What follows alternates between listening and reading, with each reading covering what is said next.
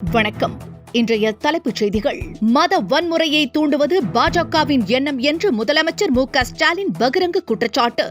பாஜகவின் மௌன சாட்சியாக அதிமுக உள்ளதாகவும் விமர்சனம். மாம்பழ சின்னம் அன்புமணிக்கு ஒதுக்கியதை எதிர்த்து ராமதாஸ் தொடர்ந்த வழக்கு 3 வாரத்திற்குள் பதிலளிக்க தேர்தல் ஆணையத்திற்கு சென்னை உயர்நீதிமன்றம் ஆணை. தமிழக வெற்றிக் கழகத்தின் 3வது ஆண்டு விழாவையொட்டி பனையூரில் கொடியேற்றினார் விஜய். 2026 தேர்தலில் தமிழக வெற்றிக் கழகம்தான் மக்களுக்கு ஒரே ஆப்ஷன் எனவும் பேச்சு. இந்திய கம்யூனிஸ்ட் கட்சியின் மூத்த தலைவர் நல்லக்கண்ணு மீண்டும் மருத்துவமனையில் அனுமதி.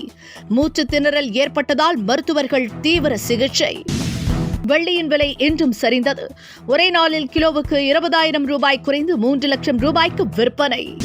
இனி விரிவான செய்திகள். எந்த வகையில் வன்முறையை தூண்டலாம் என்பதே பாஜகவின் நோக்கம் என்று முதலமைச்சர் மு.க.ஸ்டாலின் பகிரங்கமாக குற்றம் சாட்டியுள்ளார்.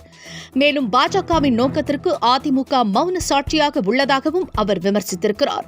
தமிழகத்தை வஞ்சிக்கும் பாஜகவுக்கு அதிமுக சாமரம் வீசும் அடிமையாக உள்ளதாகவும் அவர் குறிப்பிட்டிருக்கிறார்.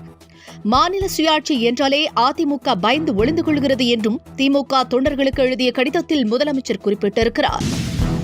மாம்பழ சின்னம் அன்புமணிக்கு ஒதுக்கப்பட்டதை எதிர்த்து ராமதாஸ் தொடர்ந்த வழக்கில் தேர்தல் ஆணையம் 3 வாரங்களில் பதிலளிக்க சென்னை உயர்நீதிமன்றம் உத்தரவிட்டிருக்கிறது.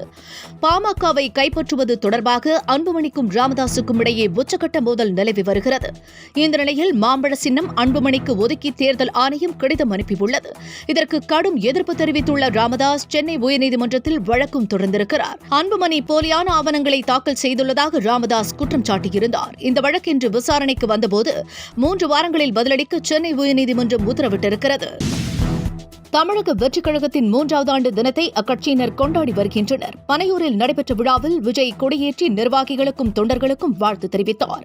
மேடையில் பாடகர் வேல்முருகன் பாடலை கேட்ட விஜய் அவருடன் குத்தாட்டம் போட்டார். வரும் தேர்தலில் மக்களுக்கு தாவேகாதான் ஒரே ஆப்ஷன் என்று விஜய் கூறியிருக்கிறார். பனையூரில் நடைபெற்ற தாவேகா 3ஆம் ஆண்டு தின தொடக்க விழாவில் பேசிய அவர், சினிமாவிலிருந்து அரசியலுக்கு வந்த எம்ஜிஆரை திமுகவினர் கடுமையாக விமர்சித்ததாகவும் அவர்களை தூக்கி எறிந்த எம்ஜிஆர் மாபெரும் சக்தியாக விளங்கியதாக தெரிவித்த விஜய், மக்களை நம்பிதான் அரசியலுக்கு வந்துள்ளதாகவும் குறிப்பிட்டார். ரசிகர்கள் மற்றும் நிர்வாகிகள் பலத்தால் தான் வெற்றி அடைந்து உள்ளதாகவும் கிண்டல் கேலி பற்றி கவலை இல்லை என்றும் அவர் குறிப்பிட்டிருக்கிறார்.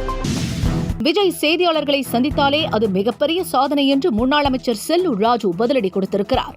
செய்தியாளர்களிடம் பேசிய அவர், செங்கோட்டையன் செல்லா காசாகி விட்டதாகவும் காணாமல் போனவர்களை பற்றி பேசாதீர்கள் என்றும் காட்டமாக கூறினார்.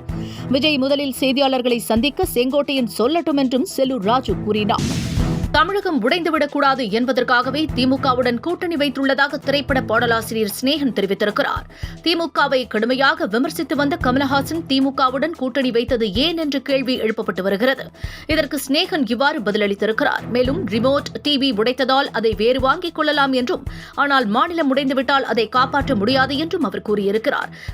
கட்சி தொடங்கிய காலத்தில் கமலஹாசன் திமுக அரசு அளித்த இலவச தொலைக்காட்சியை அடித்து நொறுக்கியது விமர்சனத்துக்கு உள்ளானது என்பது குறிப்பிடத்தக்கது. வெள்ளியின் விலை தொடர்ந்து கடுமையாக சரிந்து வருகிறது. இன்று வெள்ளியின் விலை கிலோவுக்கு 20,000 ரூபாய் குறைந்தது. 1 கிலோ 3 லட்சம் ரூபாய்க்கு விற்பனையாகிறது. கிராமுக்கு 20 ரூபாய் குறைந்து 300 ரூபாய்க்கு விற்பனை செய்யப்படுகிறது.